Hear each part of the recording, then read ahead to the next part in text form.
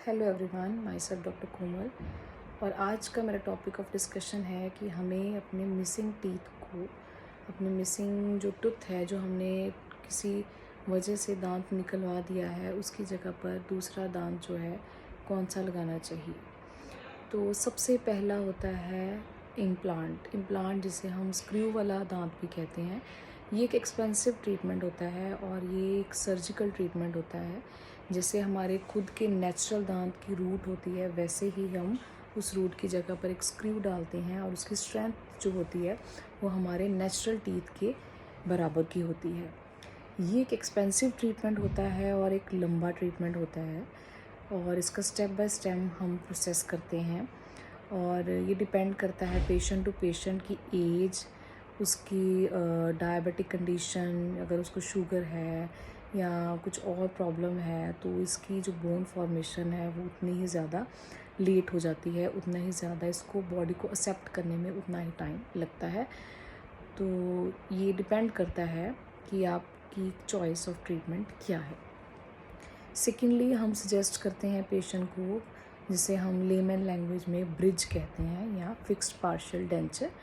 इसमें हम multiple teeth जो हैं वो लगा सकते हैं, एक या एक से ज़्यादा दांत मिसिंग टीथ हम इससे रिप्लेस कर सकते हैं। इसमें हम मिसिंग टीथ जो होते हैं या सिंगल टूथ है या काफ़ी सारे मिसिंग टीथ है, उनके आगे और पीछे वाले दांत की सपोर्ट लेके, उनको एज ए पिलर लेके हम बीच वाले जो खाली दांत है वो मल्टीपल यूनिट्स में उसको लगा सकते हैं। ये एक फिक्स्ड ट्रीटमेंट है और सबसे ज़्यादा एक्सेप्टेबल है क्योंकि ये इकोनॉमिकली भी पॉकेट फ्रेंडली होता है, बहुत एक्सपेंसिव नहीं होता और इसकी ड्यूरेबिलिटी भी काफ़ी लॉन्ग होती है। थर्ड होता है आरपीडी, जिसे हम रिमूवेबल पार्शियल डेंचर कहते हैं या प्लेट वाले दांत कहते हैं। इनकी कुछ ड्रॉबैक्स हैं कि जो ज़्यादा गम्स की प्रॉब्लम है जिनमें, उनमें ये स्वेलिंग कर देते हैं, इनको बार बार साफ़ करना पड़ता है, उतारना लगाना पड़ता है। कई बार जो इनकी वायर है वो इम्पिंज करती है, पेशेंट को जिंजाइवल प्रॉब्लम्स होनी शुरू हो जाती हैं। तो इसको, ये चीप है बट इसमें ड्यूरेबिलिटी इतनी नहीं है, पेशेंट की प्लेट जो है टूट जाती है, मिस हैंडलिंग हो जाती है। तो इसको थोड़ा सा हम सेंसिटिव पार्ट कहते हैं ट्रीटमेंट का, लेकिन ये सबसे चीपेस्ट पार्ट है और पेशेंट की चॉइस पे डिपेंड करता है। तो ये है कॉमन मेथड जो हम पेशेंट्स को सजेस्ट करते हैं कि आप इनमें से कोई चूज़ कर लीजिए, अपना मिसिंग जो टूथ है या टीथ है उसके हिसाब से हम उनको ट्रीटमेंट देते हैं।